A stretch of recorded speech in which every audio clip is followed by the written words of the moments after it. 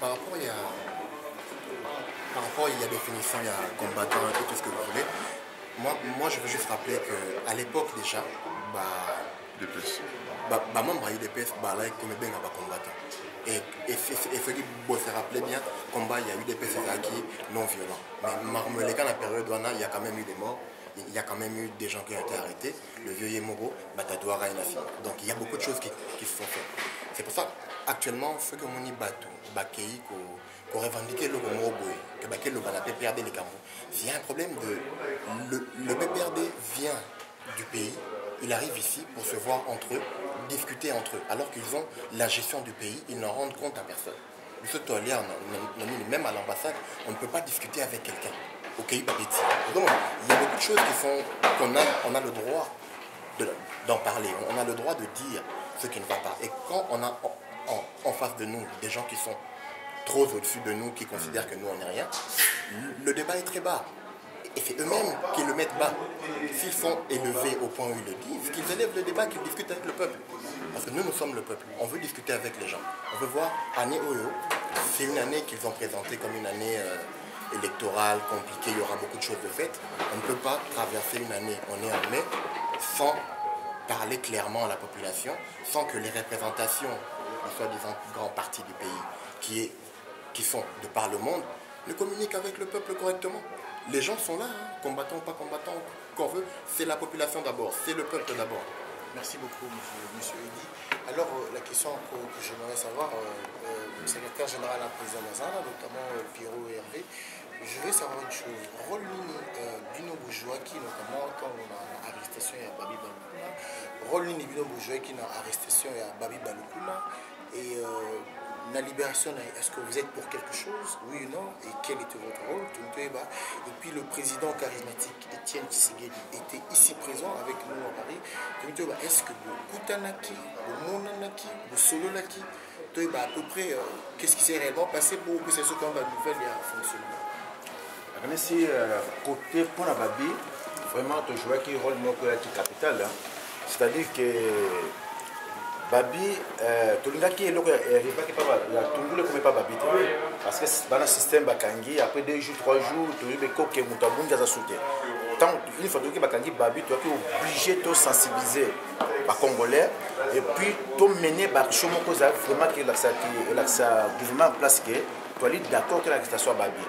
Si il y a un Babi, à cela qui témoignage na collègue de la presse na Kinshasa, à remercier diaspora la mobilisation de diaspora salaki pour la libération nae et puis ce bolanda qui est interview salaki na pendant kanaki babi to la saki matok na gouvernement to pisa ngo temps délai à temps ba libérer babi au cas contraire pour mener l'action musclée pour le cas auto salaki na réunion à PPRD, c'est à dire que tu aller pour quelque chose tu dois récupérer libération babi tu dois aller pour quelque chose la libération babi et puis il y a mon témoignage qui a concernant le président, il y a UDPS, M. Etienne Tshisekedi, la présidente de la France,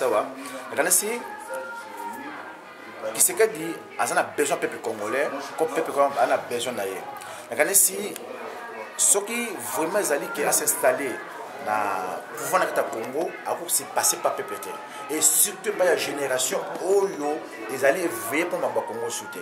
Si dans la minute le président qui se quede d'ailleurs appuie parce que à qui espoir par la génération Oyo ils ont matasiko pour le Congo. Il y a 30 ans passés, il y a 20 ans passés. Jeunesse tout le monde qui jeunesse n'a pas tambour la soirée s'occuper de ma politique militaire. Il y a soit foot ou musique, mais dans la minute Oyo ils ont moins de 10 ans, il y a 8 ans avec s'occuper de Congo. Pour te dire que Aza vraiment na chance ya munene que diaspora va fouler ma boko diaspora bazingi ba yokaye yeba kwa diaspora nakane si contact eza ko salama malembe to va tukutana ye to pesi ba point de vue na biso, c'est à dire que il faut yeba ele on biso lingi biso to ba prochaine les années nini ba to nito tomber na bere ou to tomber na le passé en 2006, c'est à dire que to même to connaître ba to même erreur, c'est à dire qu'il faut to corriger bere ça même en 2006 que en 2011 bere n'est arrivé sous terre. Monsieur le Président, alors qu'en penses-tu? Le président Tshisekedi est arrivé ici. On s'attendait à ce que tout le monde vienne ensemble. Vous savez, puisque tout un principe, tu es encouragé, c'est l'émotion. Au moment résistance générale. Hein. Au départ, on s'oppose à un candidat et par dépit, par manque de choix, on le soutient. Mais Tolingi, quoi qu'il y ait une démarche, nous voulons en tout cas qu'il y ait un échange, qu'il y ait un dialogue vrai avec les prétendants, afin qu'ils nous établissent, en tout cas, qu'ils nous présentent l'action Nabango, plan Nabango, et leur dire en tout cas, par point de vue Nabiso. Comme il a dit le président, nous sommes ouverts à dialoguer avec responsable Wana pour point de vue d'espoir, parce que l'espoir congolaise ne peut pas se limiter seulement à envoyer de l'argent pour le pays. L'espoir congolais, ils ont la idée, ils ont la proposition, et nous serons en tout cas derrière le candidat qui présentera en tout cas mieux l'intérêt pour le peuple congolais. Et quand vous avez M. Baï Balukuna, des combattants doivent agir à niveau Nabiso. Et après, au état de récupération, je pense que ça va terme moro, ils ont perdre, un peu très bas.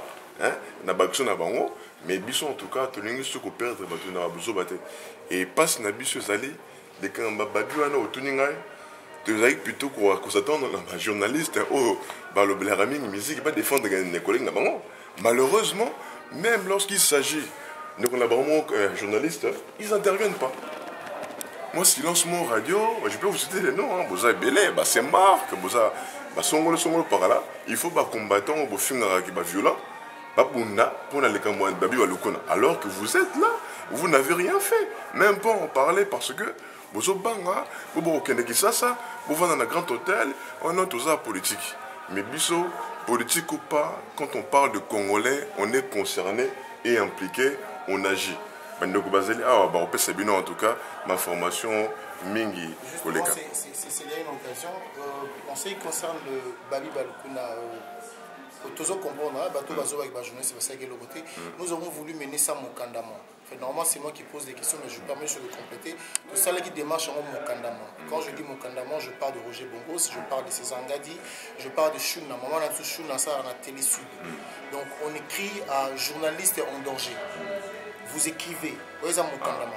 Donc vous reconnaissez que l'État congolais ne respecte pas la presse, hein? Non, attends. Ouais. Ça c'est un corps à médias, un corps à presse. Donc comment qui Bongo Sazan, on a Tangelo César, je n'ai pas tout retour dans la question. On avait envoyé un courrier qui est parti, on a eu des accusés de réception. C'est-à-dire que Bango, tant on ça la pression, on est au niveau de donc ils arrivent vraiment traiter mon candidat. Dans ce cas, je pense et il y a des émissions qui n'ont pas encore été montées, mais qui ont déjà été enregistrées. Vitesse, on est content. Mais en tout cas, merci. Je pense que dans ce cas, tant qu'on va tout ça, tant que Bino, vous êtes victime, car on continue quand même à reconnaître que l'action de Bisso est quand même noble. Même si c'est vrai que vous êtes tenu à partialité, mais en tout cas, tant déjà vous écrire. Donc, vous constatez que c'est fait anormal. Donc, pour vous dire que nous ne sommes pas des voyous, on se bat pour la même cause pour vous. Pour vous allez obligé de se limiter à rater, mais vous sur la politique, à venir en Boka d'une manière libre, sans crainte, il y a représailles, sans crainte, il y a sponsoring, sauf dans le but contre sponsoring et Kimi. On se bat pour vous, hein, donc on n'est pas vraiment des voyous, on est pour la cause congolaise. Ce qui n'est pas le cas d'ailleurs. Malheureusement, tu as apporté lumière là-dessus. Alors, M. Boyo, tu voulais dire pour la conclusion? Pour la conclusion, naza kosenga mingi na papa Etienne Tshisekedi onga na ebaki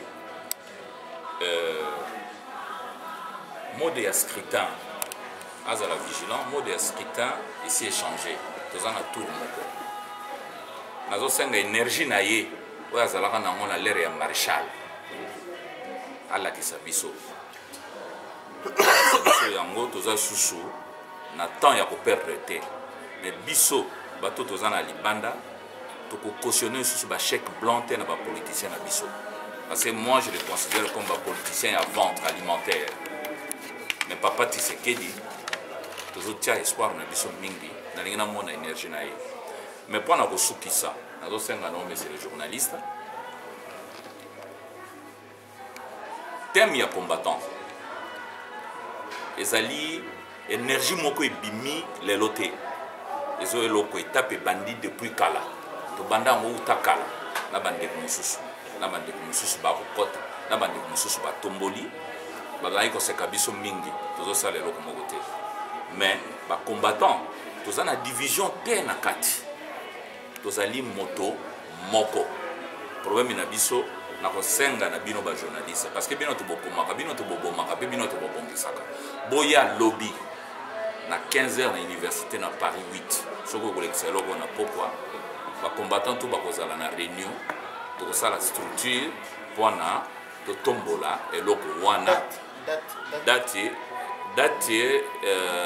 lobi ezali le 21 je crois eza le 21 na 15h université Paris 8 métro ligne 13 terminus université Paris 8 nde okomona ndenge nini biso bacombattant tokosangana lobby mpona tolakisa na bino ke tozali divise te tozali destructure te tozali bato toza bavoyu te tozali kopase message na biso en fonction ya système oyo ezali na mboka oyo bato baza kokufa bazosala eloko moko te donc nakosenga na journaliste okamba mpenza makoki ya lisolo wana ke bano baa na poto baza kobunda baza bavoyu te baza bato ya mayele basangani na baningi nyonso to baparti mingi na ya bassociation esika moko mpona balakisa mpasi eza na bango makambo bato baza komona mpasi na mboka donc nasuki wana. Alors, Président, avant, vous devez savoir que l'objectif Congo, Bana Congo, Toponi Congo, les combattants en général sont très mobilisés quand il s'agit de passer un message ou bien quand il s'agit de s'exprimer, on a coupé ça pour éclaircir quand il y a un petit quiproquo. Donc, tout ça, la Bango a basé Bélé, le temps tous appelle dans Moussoussou. Alors, Président Pierrot, qu'est-ce que tu peux nous dire avant tous à Moussoussou? Ah bon. Juste le mot de la fin, il y a remercié l'artiste qui a participé à Mama Congo. Ici, Olivier Chimanga, Poison, Fatima, et puis la petite sœur Moussoussou, Sandri va participer à la clip. Vraiment, les Congolais aiment bien les Sengo. Toujours, je m'appelle Belé. Et puis, le message est passé, clip, de faire au monde une image et motivant pour le combat. Là, c'est un message, je ne suis pas un artiste. De passage, je remercier Baoba Nabiso parce que c'est une action, tout ça là qui le 19 septembre à Paris pour sauver une vie. Vraiment, merci à l'artiste parce que de tout balelo, tout ça, ton ya babiloko, ils allaient ébeler, te stocker en gros. Tout le temps, parce que tu as profiter de la campagne na bango comme quoi campagne na bango pour na bola batu tout ça na temps ya kusala loko wana pour na distribuer ba biloko wana o kota ki na journée wana puis to benga bino presse to ça no série na bino ke na génération mo na Congo bali série pour na gestion ya mboka wana c'est-à-dire que biloko to zoa ke za bisoté za pour na ba congolais comme pas si fallait comment et puis to travailler na organisme aux ali sérieux quoi ba Caritas organisme ali sérieux partout dans le monde to travailler na bango pour ba distribuer ba biloko wana et puis le passage na za ko passer mais c'est pas artiste congolais na kasi si besoin de difficulté na diaspora parce que babiloko yo balinga basali moko sala ngote ya li message à politique là juste pour sensibiliser ba congolais ko sala ngoke na congolais comme zo simbate ba vieux de salama ya ba mama ya bana ceux qui le lo wera ceux qui le lo fallait de passage na remercier pas sur un concert humanitaire merci bon entre amis frères les choix est clair frère qui est bloqué, ils ont mis tout bloqué donc le choix est clair. Donc ministère congolais, si on ça la peine na diaspora, moi ils allaient belé. Tala bloc pour sensibiliser les Congolais que rien ne va na payer. La gère banzembo ko signaler ba sigamboka ko signaler ba pona sida pona ndenge meza na Congo te biloko leza na Congo te classe ali kezali cassé. Tu faut que ça lango tu sais que bunda pona bino tu sais bunda pona venir na bino ba artiste musicien les lots tala les lots que artiste musicien a kufi na yeba ba très ba pauvre combien ba kufi to balo bana ba toide bana mobilité besoin on peut exemple moko exemple ya ba nyama ya bana mike qui na France ba mbela ka Johnny mbela ka sa cause mbela ki boy mais tango Johnny mbela ki maladi sa cause na ko traiter Johnny te Johnny secrétaire qui na ba moyen na ye moko personne puis na ba organisation na bonde banango c'est secrétaire social na bango bino lo batise misi bo na sécurité sociale ka mboka na biso tuzo ko bunda est-ce que vous ko bunda pona bino tuzo bunda juste kaka pona bino pona venir na bino alors tu fongole bino porte to le biki o ba artiste musicien o ça na besoin à pardonner na ba combattant na diaspora l'occasion yango to pesi bino koyemba banzemba sensibilisation pona mboka na biso vous allez bien venir en tout cas merci mingi na ndeko na ngai Adilo Ndolé et puis na grand frère na ngai César na ndenge bo pesi so journal le pona faire passer message à 3 merci mingi lobby ya Congo ya libération lobby to kanisa bino merci à toi. Merci beaucoup, chers amis. Contrairement à ce que vous pouvez penser, qu'ils sont toujours violents ou bien ils sont toujours brutaux, contrairement à ce que vous pouvez penser, Boyoki, va message à paix au Bazanango. Je vous souhaite en tout cas une très très bonne compréhension et une très bonne audition. Notre émission continue. Derrière la caméra, c'était les grands prêtres César Ngadi. C'était au micro et devant la caméra Adi Londolé. Je vous dis merci et bye.